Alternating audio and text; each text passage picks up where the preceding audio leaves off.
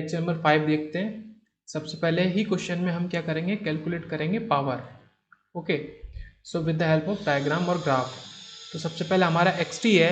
इस xt में हम देखें तो ये कुछ इस तरीके का रेक्टेंगुलर फंक्शन है। ये ऊपर, ये नीचे, ये ऊपर, ये शेडेड वाला आपका मेन फंक्शन है कुछ इस तरीके से।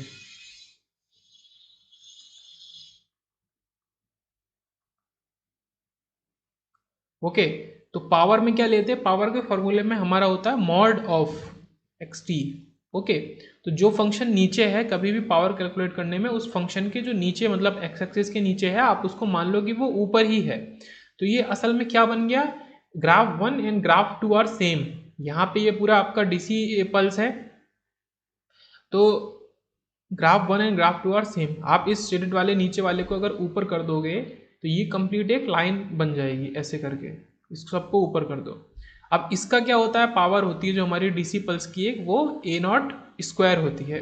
ए नॉट जिसका डीसी पल्स का मैग्नीट्यूड होता है। ओके, कांस्टेंट स्ट्रेट लाइन का। तो फिर हमारा जो पावर P1 जो होगा x1 ग्राफ का, वो भी ए नॉट स्क्वायर ही होगा। सिमिलरली हम देखें इस ग्राफ को, इस वाले ग्राफ में अगर इसको हम ऊपर ले आए x3t में, तो भी हमारा सीधे से क्या होगा, यही होगा ए नॉट स्क्वायर, क्योंकि वो ये तीनों ग्राफ एक जैसे हो रहे हैं। ग्राफ 4 को देखें, इसमें मैक्सिमम पार्ट जो ऊपर है एक्सिस के और उसका हाफ पार्ट नीचे है, बट उससे कोई फर्क नहीं पड़ता, इसको हम ऊपर ही लेंगे क्योंकि हम मॉड ले रहे हैं फंक्शन का, ग्राफ का x4t का मॉड। तो मॉड का मतलब पूरा का पूरा एक्स एक्सिस के ऊपर, तो this is also same. Similarly अगर हम इस ग्राफ को देखें तो यहाँ पे ग्राफ जो हमारा है x5t, ये थोड़ा सा डिफरेंट है। x5t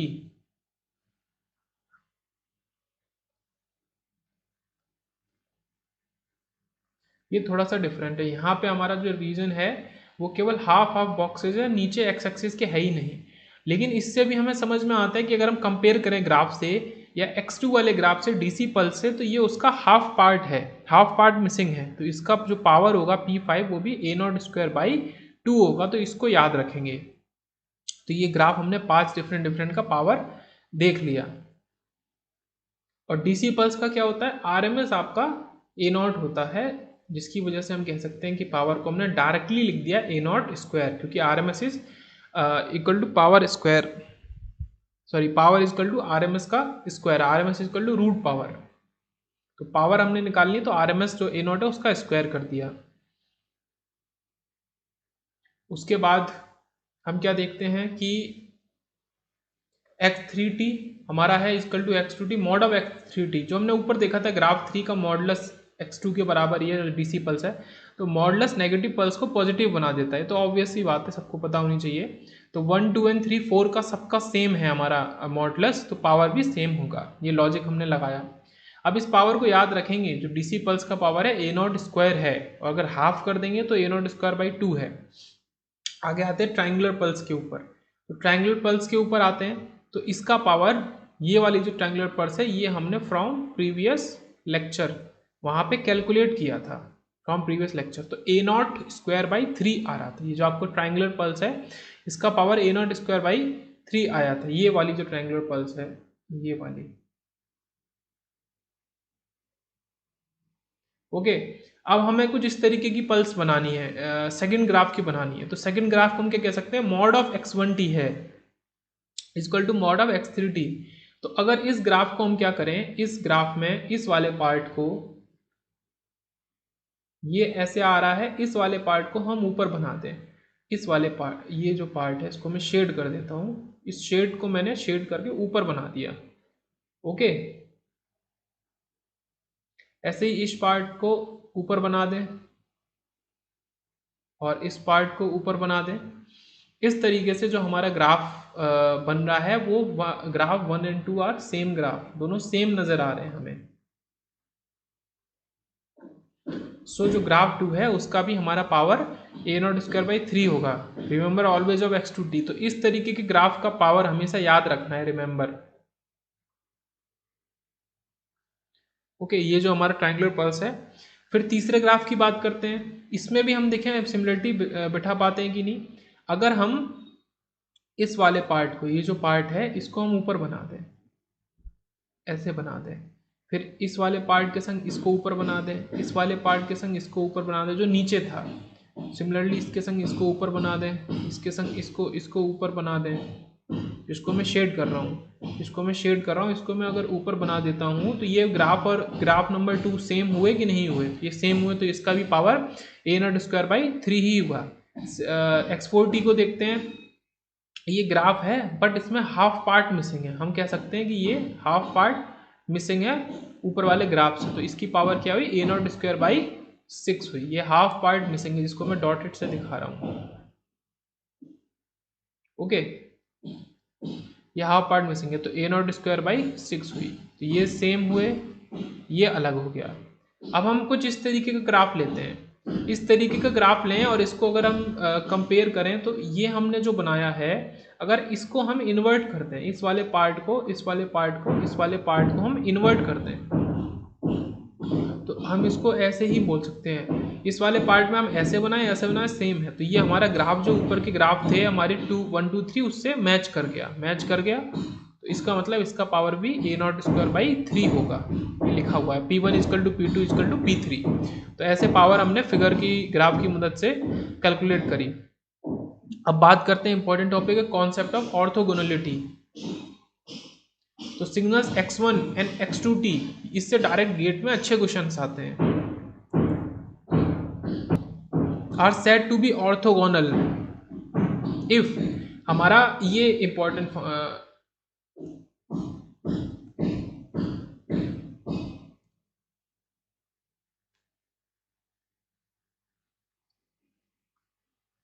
ये हमारा इंपॉर्टेंट है। -∞ से इन्फिनिटी x1t इंटू x2*t, मतलब conjugate of x2t dt = 0।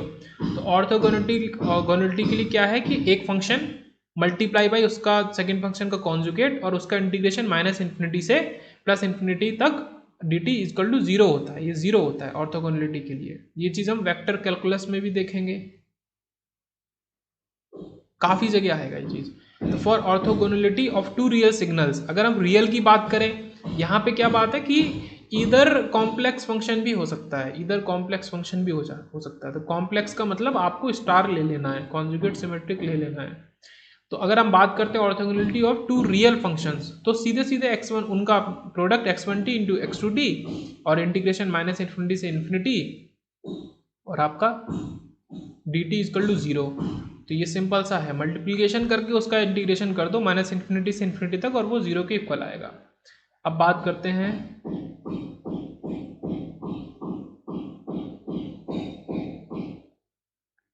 Area of x1t into x2t graph, जो इनका एरिया होगा वो भी हमको 0 देगा इससे, अगर दो फंक्शन ऑर्थोगोनल हैं तो इफ 2 फंक्शंस आर ऑर्थोगोनल।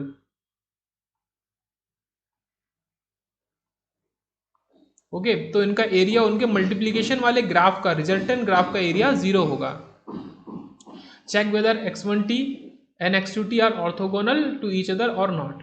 तो ये फंक्शन है हमारे x1t और x2t, इस तरीके से ग्राफ है, रेक्टेंगुलर पल्सेज हैं अलग अलग एम्पलीट्यूड के साथ। तो हम क्या करेंगे, इनका जो मल्टीप्लिकेशन है उस ग्राफ उसको बनाएंगे ग्राफ। तो ये हमने बनाया, तो पहले 0 से 2 में, 0 से 2 में, ये 0 से 2 है हमारा एम्पलीट्यूड 2 × 4 हो गया, तो वो हो गया 8 0 से 2 के लिए। 2 से 4 में देखें, 2 से 4 में देखें तो ये 2 है एम्पलीट्यूड, इसका है -2, तो ये हो गया -4। और ऐसे ही 4 से 6 में देखें तो इसका है 1 और इसका है -4, तो ये हो गया -4 मल्टीप्लाई करके। तो अगर इसका एरिया निकालेंगे तो जितना पॉजिटिव है उतना एरिया नेगेटिव है, तो एरिया हमारा आ गया ये 16 और प्लस -16, तो एरिया आ गया 0। तो एरिया 0 आ गया, तो हमारे जो फंक्शंस हैं वो दोनों ऑर्थोगोनल है, और मतलब ऑर्थोगोनल होंगे तभी एरिया 0 होगा, और एरिया 0 आ रहा है इसका मतलब ऑर्थोगोनल है। तो use of orthogonality for energy and power calculation, this is important topic. Orthogonality का यूज करके हम पावर और एनर्जी की कैलकुलेशन भी कर सकते हैं, तो ये देखेंगे।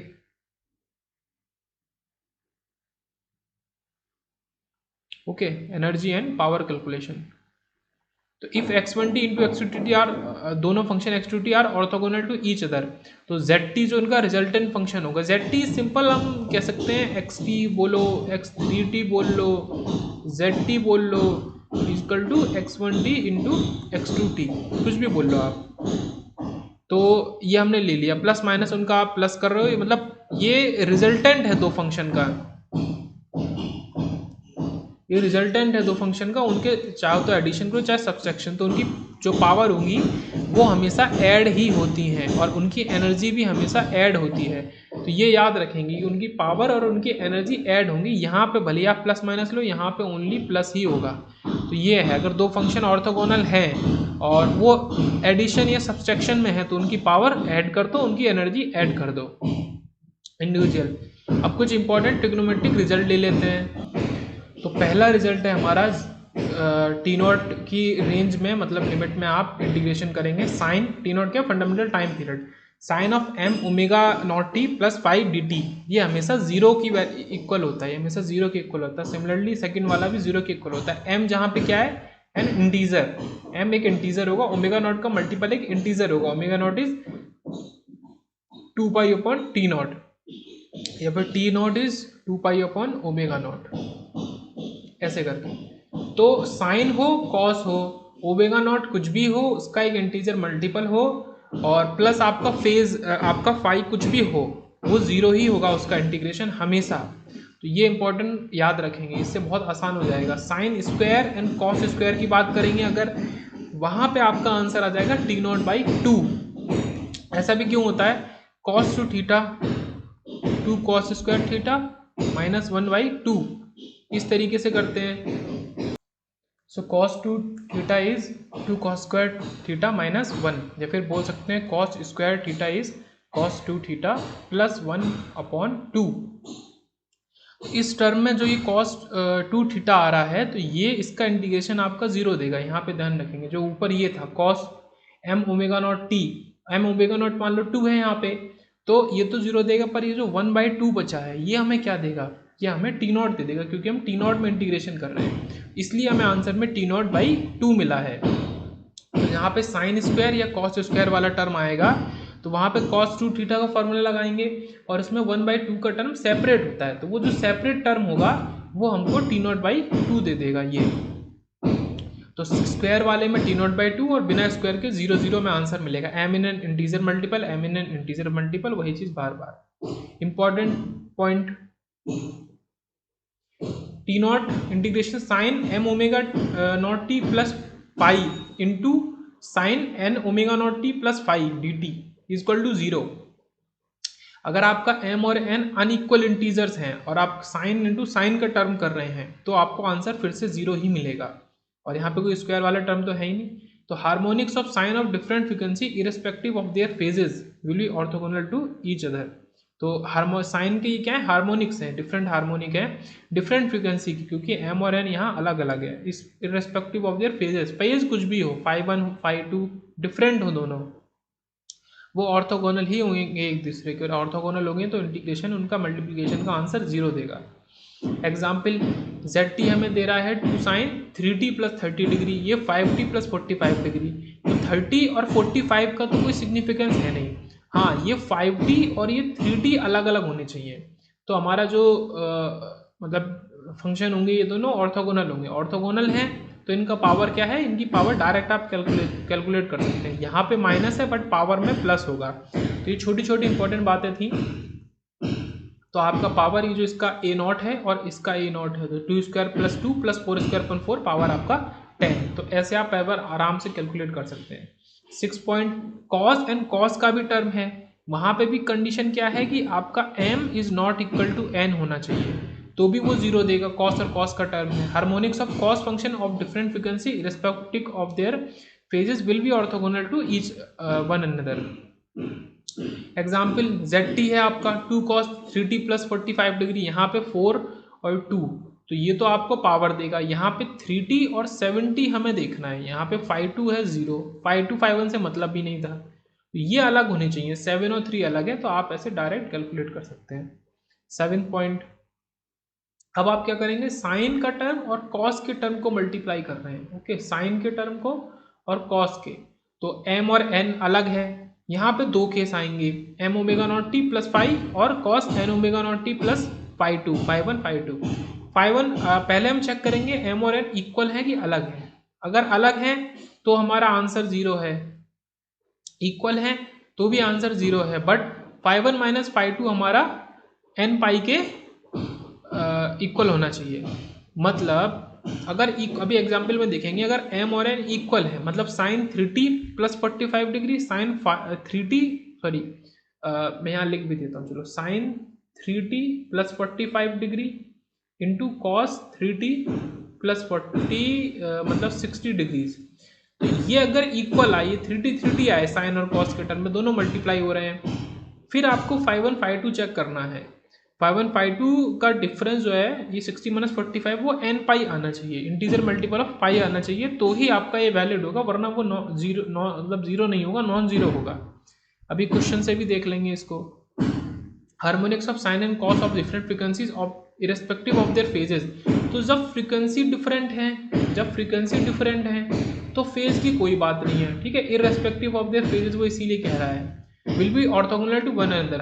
और फिर कह रहा है harmonics of sine and cos functions of same frequency. अब बात करेंगे उसने सेम फ्रीक्वेंसी की, same frequency with phase difference equal to n pi. लेकिन यहाँ पे कंडीशन अलग से भी इनबिल्ट लग गई कि फेज डिफरेंस जो है वो एन पाई होना चाहिए, तभी ये काम करेगा। Integer multiple will also be orthogonal to each other. अगर फ्रीक्वेंसी सेम है तो फेज डिफरेंस एन पाई होना चाहिए। देखते हैं एग्जाम्पल के थ्रू देखते हैं। साइन 3t कॉस 5t, ठीक है, 3 5 अलग है, यहाँ तो कोई दिक्कत ही नहीं, आप डायरेक्ट सॉल्व कर सकते हो। 3 5 डायरेक्ट आप ये ऑर्थोगोनल लेके पावर सॉल्व कर सकते हो। फिर यहाँ 3t और 3t यहाँ पे सेम आ गए, सेम है, लेकिन 30 प्लस माइनस 30 क्या है, 0 है, जो कि एक 0 is a integer multiple of pi. तो आपको आंसर आप डायरेक्ट कैलकुलेट कर सकते हो। सेम जो आंसर पीछे का था वही यहाँ होगा, क्योंकि 3t और इनका ये 3 और ये 2 सेम है ऊपर वाले से। ओके, अब बात करते हैं 2 साइन 3t प्लस 5/4। यहाँ पे आपका 3t आ गया और 3t आ गया, आपका फ्रीक्वेंसी सेम हो गई। अब हम चेक करेंगे इनका फेज डिफरेंस। तो 5 पाई/4 माइनस 4 पाई/4 आंसर देगा पाई, जो कि इंटीग्रल मल्टीपल है पाई का। पाई तो सिंपल है ही, तो आपको फिर से वही आंसर मिलेगा, क्योंकि इनका जो मैग्नीट्यूड है वो सेम चल रहा है, 2 और 3। तो 3 क्वेश्चन लिए 3 अलग अलग केसेस के ऊपर हमने, जिससे आप समझ सकते हैं। तो पहले केस में क्या था कि दोनों की फ्रीक्वेंसी अलग थी, बिंदास उनके मैग्नीट्यूड का स्क्वायर डिवाइड बाई 2 का सम आप कर दो, 2 स्क्वायर बाई 2 और प्लस 3 स्क्वायर बाई 2 करके 6.5 आ गया।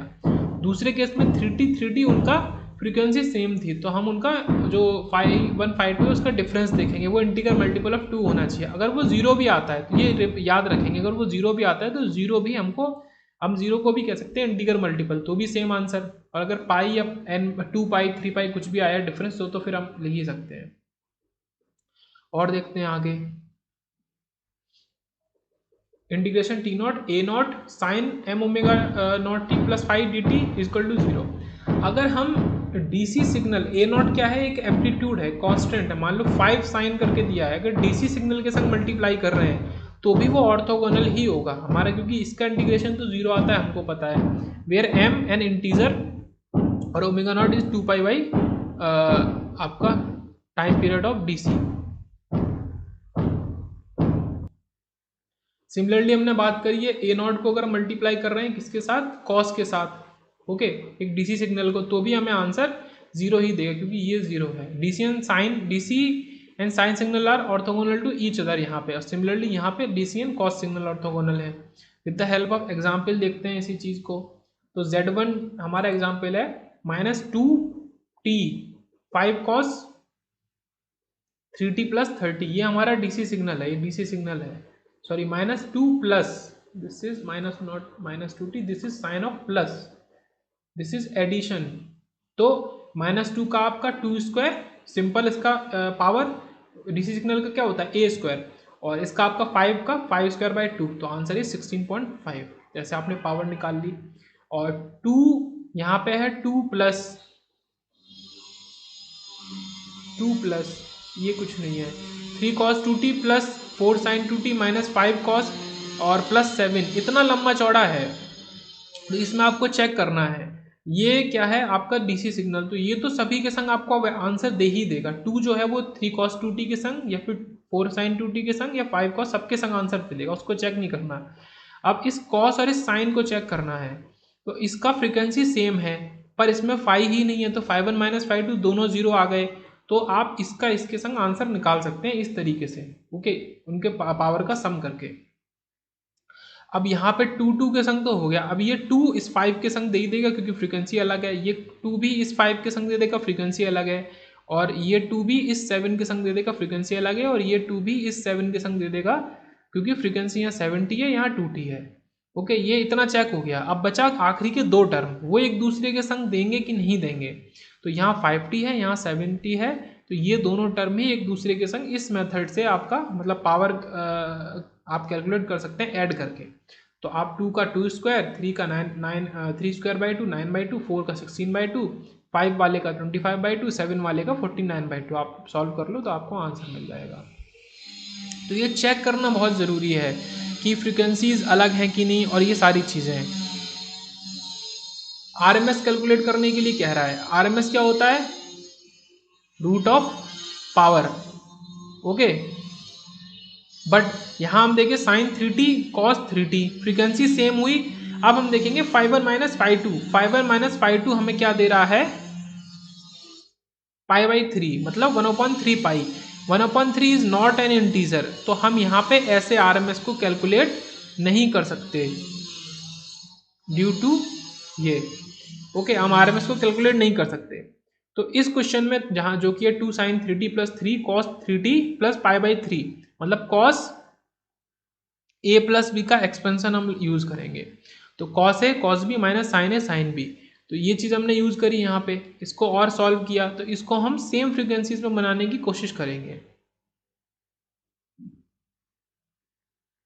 ओके, साइन 3T और ये साइन 3T का टर्म जिसको हमने इसको कॉमन ले सकते हैं, 2 माइनस ये हम कॉमन ले सकते हैं, फिर ये cos 3T, फ्रीक्वेंसी सेम है, 5/1 माइनस 5/2 0 डिग्री है, तो सॉल्व कर सकते हैं। तो इस वाले टर्म का स्क्वायर प्लस डिवाइडेड बाई 2, इस वाले टर्म का स्क्वायर डिवाइड बाई 2, दोनों का ऐड, तो आपका आंसर आ गया ये। तो आरएमएस वैल्यू √2 पावर का, ये पावर आया, पावर आरएमएस क्या होता है? पावर का रूट, या पावर होता है आरएमएस का स्क्वायर, तो आंसर आ गया 1.141।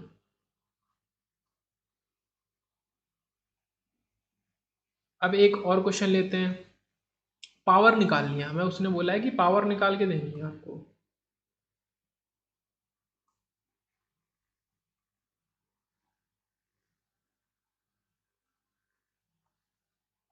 पावर निकाल के देनी है, तो पहला मेथड पावर निकालने का क्या है कि हम डिफरेंट डिफरेंट पावर निकालें। वो कैसे? हम क्या करते हैं, इन दोनों ग्राफ को अलग अलग बना लेते हैं। ये ग्राफ x3 था, हमने ये बनाया x1t, ये बनाया x2t। हमने इस ग्राफ का ऊपर वाला पार्ट सिर्फ इसमें ले लिया ऐसे करके, और नीचे वाला पार्ट सिर्फ इसमें ले लिया। अब इन ग्राफ का मल्टीप्लिकेशन करते हैं, इन ग्राफ का मल्टीप्लिकेशन करते हैं x1t इंटू x2t। तो जहाँ पे ये वैलिड है वहाँ पे ये ज़ीरो है, और जहाँ पे ये वैलिड है ट्राइंगल वाला वहाँ पे ये ज़ीरो है, तो इनका मल्टीप्लिकेशन हमको ज़ीरो ही देगा, x1t इंटू x2t ज़ीरो देगा, और आप उसको इंटीग्रेट कर दो तो भी वो आपको ज़ीरो ही देगा। तो इसका मतलब ये दोनों फंक्शन एक दूसरे के ऑर्थोगोनल है, तो इनका जो सम है उसका पावर आप इनके सम से निकाल सकते हैं, और इनका सम क्या था? आपका xt था, xt की पावर इंडिविजुअल इनके सम से निकाल सकते हैं। तो a0²/6 और a0²/2, ये हमको याद रखना था। ये जो ट्राइंगल वाला था ये हमने तभी बोला था उस जगह इसको याद रखना है। तो a0²/6 ये हमको हाफ उसमें ये a0²/2 देगा, और फाइनल जो होगा उसमें हम a0 की जगह 6 अप्लाई कर देंगे, तो आंसर आपका फाइनल आंसर 24 आएगा। इसको आप सॉल्व कर लें। तो पहला मेथड तो ये है। दूसरा मेथड है आपका, आप सॉल्व करें किससे? फॉर्मूले से, 1/T0 0 से T0 xt के मॉड का स्क्वायर dt। तो ये आपको दे रहा है a0²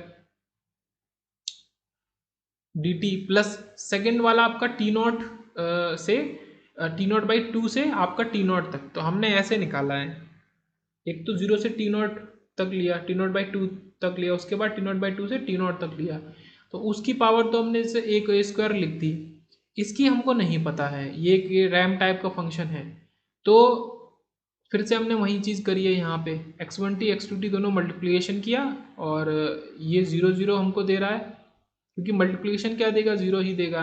तो x t is equal to x t x one t plus x two t, तो पावर हम ऐड कर सकते हैं क्योंकि फंक्शन एक दूसरे के ऑर्थोगोनल है।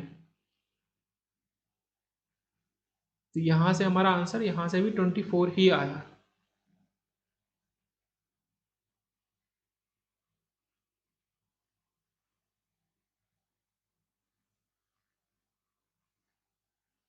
अब आते हैं न्यू एंड इम्पोर्टेंट टॉपिक पे, जो कि है सिग्नल आइडेंटिफिकेशन।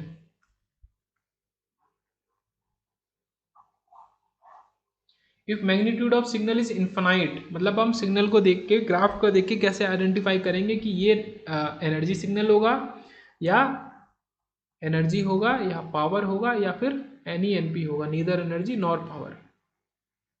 तो ये इंपॉर्टेंट है समझना, कैसे हम निकाल सकते हैं इसकी हेल्प से। तो if magnitude of signal is infinite, magnitude अगर इन्फानाइट है एनी इंस्टेंट ऑफ टाइम पे, then signal will be neither energy nor power. Okay, like ये सिग्नल है, तो ये क्या जा रहा है, ये इन्फिनिटी पे जाके इन्फिनाइट हो जाएगा at t is equal to infinity पे, इसलिए ये नीदर एनर्जी नॉर पावर है। 10t का जो ग्राफ होता है वो भी कुछ ऐसा होता है, वो नीदर एनर्जी नॉर पावर होता है, इसको याद कर लेंगे। 10t 1/t, 1/t का ग्राफ ऐसा होता है। तो ये 0 पे इन्फिनिटी हो जाएगा और इन्फिनिटी पे तो ये 0 हो जाएगा वैल्यू, 0 पे ये इन्फिनिटी वैल्यू को अटेन करेगा, इसलिए नीदर एनर्जी नॉर पावर है। E raise to minus T, ये जाके माइनस इन्फिनिटी पे ये सिग्नल हमारा 0 बन जाता है, सॉरी इन्फिनिटी बन जाता है, इसलिए नीदर एनर्जी नॉर पावर है। तो किसी भी इंस्टेंट ऑफ टाइम पे अगर किसी सिग्नल का मैग्नीट्यूड इन्फिनाइट को अटेन करता है तो वो नीदर एनर्जी नॉर पावर होगा। सिमिलरली आपका e raise to T you T, UT का ग्राफ क्या है, यूटी का ग्राफ कुछ ऐसा है, और e raise to T UT मतलब केवल ई रेज टू टी को आप इसके लिए बना रहे हैं, तो फाइनल जो ग्राफ होगा वो कुछ आपका ऐसा होगा, ये इन्फिनाइट को अटेन कर लेगा at t is equal to infinite पे, तो इसलिए x t is equal to e t you t आपका, ये भी आपका नीदर एनर्जी नॉर पावर है।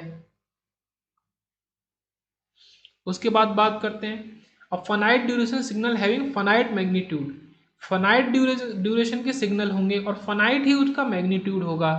ओके, वो आपके एनर्जी सिग्नल्स होंगे, एनर्जी सिग्नल होंगे, मतलब एक लिमिटेड टाइम के लिए सिग्नल है और उसका वो भी मैग्नीट्यूड भी लिमिटेड ही है। तो ये एनर्जी सिग्नल है, ये एनर्जी सिग्नल है, ये नहीं है, ये नीदर एनर्जी नॉर पावर है, क्योंकि ये 0 को अटेन करते करते ये इन्फिनाइट तक पहुंच जाएगा। ओके, ये ग्राफ आपका नहीं है। थर्ड पॉइंट क्या कहता है, सेकंड का बी पार्ट, कि infinite extension of signal with magnitude और peak magnitude either left sided और राइट साइडेड और both.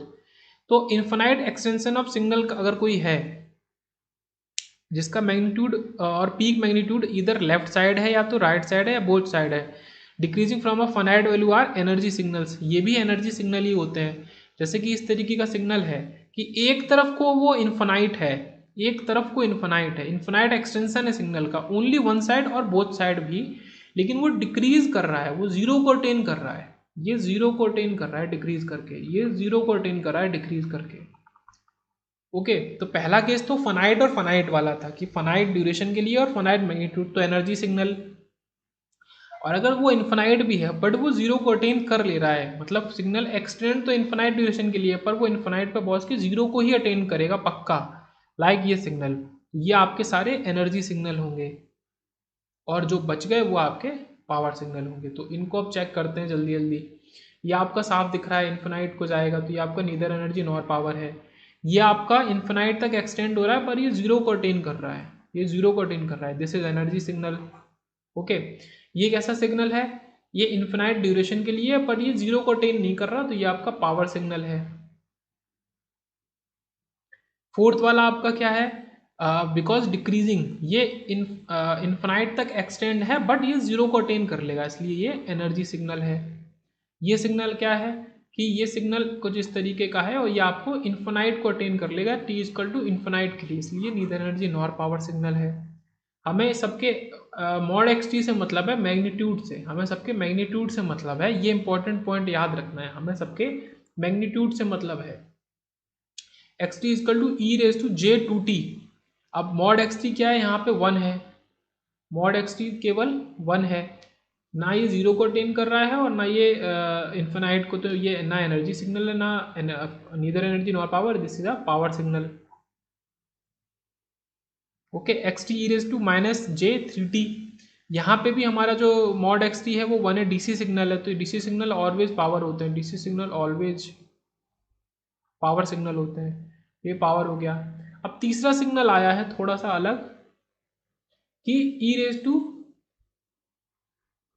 To j minus two into T, तो इसको हम दो पार्ट में तोड़ सकते हैं। हमेशा हमें पता है e raise to a minus b करके हम, या ए प्लस बी है तो e raise to a into e raise to b, तो e raise to j two T into e raise to minus two T, ये mod इसका ले रहे हैं, तो mod of e raise to j two T, ये तो हम ऊपर देख चुके हैं इस तरीके का, ये हमको वन दे देगा। But e raise to minus two t जो सिग्नल है वो कुछ इस तरीके का सिग्नल है, ये डिक्रीज कर रहा है, लेकिन ये आ कहाँ से रहा है, ये इन्फिनाइट से आ रहा है, माइनस इन्फिनिटी पर, t is equal to minus infinity पर, ये इन्फिनाइट से आ रहा है। ओके, यही ग्रीन में चीज़ यही लिखी है, इसलिए ये वाला सिग्नल जो होगा ये neither energy nor power signal होगा। इसका जो एक पार्ट है वो तो हमारा पावर सिग्नल है, बट सेकंड वाला नहीं है। अब कुछ important point, for each and every power signal extension is infinite, her power signal के लिए जो एक्सटेंशन होता है वो इन्फिनाइट होता है। लाइक फाइनाइट ड्यूरेशन सिग्नल जो होते हैं वो हमारे एनर्जी के हो सकते हैं या नीदर एनर्जी नॉर पावर के होंगे, तो जो पावर सिग्नल होंगे वो इन्फिनाइट वालों में से ही होंगे, और उसमें भी दो केस वाले होंगे। हमारा जो इन्फिनाइट होगा वो पावर हो सकता है या आपका NENP होगा, और जो फाइनाइट होगा, फाइनाइट वाला आपका हमने देखा है या तो एनर्जी होगा या NENP होगा। तो अब इसमें एकदम ध्यान लगा के इसको हम समराइज करते हैं। अगर आपका इन्फिनाइट एक्सटेंशन का सिग्नल है तो वो आपका पावर सिग्नल है या NENP है, और फाइनाइट ड्यूरेशन का सिग्नल है तो आपका एनर्जी है और NENP है। NENP कौन सा होगा, जो इन्फिनाइट वैल्यू को अटेन कर लेगा। पावर सिग्नल और एनर्जी सिग्नल कभी इन्फिनाइट वैल्यू को अटेन नहीं करते। तीसरा क्या है, इन्फिनाइट एक्सटेंशन सिग्नल है, इन्फिनाइट एक्सटेंशन सिग्नल है, और वो तीन तरीके का हो सकता है। हम ऊपर क्या बोले थे पॉइंट वन में, कि for each and every power signal, her power signal के लिए इन्फिनाइट होगा एक्सटेंशन, तो पावर सिग्नल कभी भी फाइनाइट ड्यूरेशन का नहीं हो सकता है। तो यहीं से हम कैलकुलेट कर सकते हैं। अगर कोई सिग्नल इन्फिनाइट ड्यूरेशन का है तो हम उसको चेक कर लेंगे, वो जीरो को अटेन कर रहा है, बात को मेरी सुनना यहाँ से, अगर कोई सिग्नल इन्फिनाइट ड्यूरेशन का है और वो अटेन कर रहा है जीरो को, तो वो हमारा एनर्जी सिग्नल है। अगर वो अटेन कर रहा है इन्फिनिटी को तो वो NENP है, और नीदर जीरो नॉर इन्फिनिटी तो वो हमारा पावर सिग्नल है। ओके, तो ये हो गया इन्फिनाइट के लिए हो गया। और ये तो फर्स्ट पॉइंट हमको वो नहीं बता रहा है कि हम उससे चेक कर सकते हैं, यहाँ पे पॉइंट 2 और 3 बता रहे हैं। फर्स्ट पॉइंट कह रहा है कि पावर सिग्नल का हमेशा एक्सटेंशन इन्फिनाइट ही होता है। अब फाइनाइट ड्यूरेशन पे, और फाइनाइट ड्यूरेशन में भी दो चीज़ है। फाइनाइट ड्यूरेशन में कभी पावर सिग्नल नहीं हो सकता, पहली बात। अगर फाइनाइट ड्यूरेशन है और इसका मैग्नीट्यूड कुछ फाइनाइट वैल्यू है तो वो एनर्जी है, और अगर फाइनाइट सिग्नल है उसका मैग्नीट्यूड इन्फिनाइट को अटेन कर रहा है तो वो हमारा NENP है। तो इसको नोट कर लेंगे, इसको देखते देखते इस पॉइंट को जरूर नोट कर लेंगे साथ में, बहुत इंपॉर्टेंट पॉइंट है, मतलब कैसे याद रखेंगे। तो ये यहाँ पे 3 पॉइंट में समराइज किया है, ये जो अभी दिख रहा है स्क्रीन पे, इसमें पूरा समराइज है कि कैसे कैसे करना होता है आइडेंटिफाई। अब देखते हैं, एनर्जी निकालनी है हमें सिग्नल की XT की। ये XT सिग्नल है तो एनर्जी के फॉर्मूले से XT mod XT square dt minus infinity से इन्फिनिटी। तो हम क्या कर सकते हैं, ये तो हमें पता है कि ये इसकी एनर्जी इन्फिनाइट होगी, क्योंकि ये इन्फिनाइट एक्सटेंशन का सिग्नल है। इसका मैग्नीट्यूड इसको देख के बता सकते हैं, this is a power signal. अभी हमने ऊपर सीखा कि इन्फिनाइट ड्यूरेशन का सिग्नल है, और अगर इसका मैग्नीट्यूड जीरो को अटेन कर लेता तो ये एनर्जी सिग्नल होता, अगर मैग्नीट्यूड इन्फिनाइट को अटेन करता तो ये NENP होता, और अगर इसका मैग्नीट्यूड फाइनाइट ही रहेगा तो ये पावर है। पावर सिग्नल की एनर्जी हमारी इन्फिनाइट होती है, ये हमको पता है। लेकिन फिर भी यहाँ से हम सीखते क्या है कि अगर हम सिंगल पार्ट का निकालें, ये हमने सिंगल पार्ट का निकाला है एनर्जी A0 स्क्वायर T0/2, लेकिन ये हमने सिंगल पार्ट का निकाला T0/2 का, ये कुछ वैल्यू दिया, पर ये जो पार्ट है, बॉक्स है, ये बार बार रिपीट हो रहा है। कितनी बार रिपीट हो रहा है? नंबर ऑफ पल्सेस कितनी है? इन्फिनाइट। तो infinite into a finite value, infinite हमको दे देगा। इस वजह से ऐसा होता है, हमारा एनर्जी इन्फिनाइट होती है पावर सिग्नल के लिए। तो periodic signals are not energy signals. Periodic signal कभी भी एनर्जी सिग्नल नहीं हो सकते, कभी भी, because their energy content is infinite. क्योंकि पीरियोडिक सिग्नल कितनी ड्यूरेशन के लिए, नंबर ऑफ पल्सेस कितनी है? इन्फिनाइट। तो पीरियोडिक सिग्नल आपके या तो पावर सिग्नल होंगे like sine omega naught T, या फिर आपका NENP होगा tan t की तरह। नॉन पीरियोडिक सिग्नल जो होते हैं तो वो आपके e⁻t ut वो एनर्जी हो सकते हैं, पावर भी हो सकते हैं और NENP भी हो सकते हैं। फिर वही चीज़ मैं रिवाइज कर देता हूँ आपका, अगर वो इन्फिनिटी को अटेन करता है, ओके, लाइक दिस, ये यहाँ धीरे धीरे जीरो तक पहुँच रहा है, पर सॉरी, ये फंक्शन यहाँ से शुरू हुआ और ऐसे जा रहा है, ये आपको इन्फिनिटी को अटेन कर रहा है, और ये फाइनाइट ड्यूरेशन का सिग्नल है, ये 0 से मान लो 4 का बीच में है, तो ये आपका NENP है। ओके, आपका पावर है, पावर आपका UT सिग्नल सबसे अच्छा, आपका ये इन्फिनाइट ड्यूरेशन का है, और ये नॉन पीरियोडिक है। अभी नॉन पीरियोडिक की बात कर रहे हैं, बट इसकी जो वैल्यू है वो ना तो 0 होगी ना ही इन्फिनाइट होगी। ये आपका पावर सिग्नल है। और E क्या है? आपका एक फाइनाइट ड्यूरेशन के लिए सिग्नल है, नॉन पीरियोडिक सिग्नल है, अभी फाइनाइट इन्फिनाइट की बात नहीं कर रहे, नॉन पीरियोडिक सिग्नल है, और उसका जो वैल्यू है वो 0 को अटेन करेगी, लाइक दिस, ये 0 को अटेन कर लेगी। तो मान लो यहाँ से शुरू हो रही है, यहाँ से शुरू हो रही है, और केवल UT मतलब 0 से इन्फिनाइट के लिए वैल्यू UT के मल्टीप्लीकेशन से, तो ये आपका एनर्जी सिग्नल है। तो यहीं पे हम इस लेक्चर को ख़त्म करते हैं।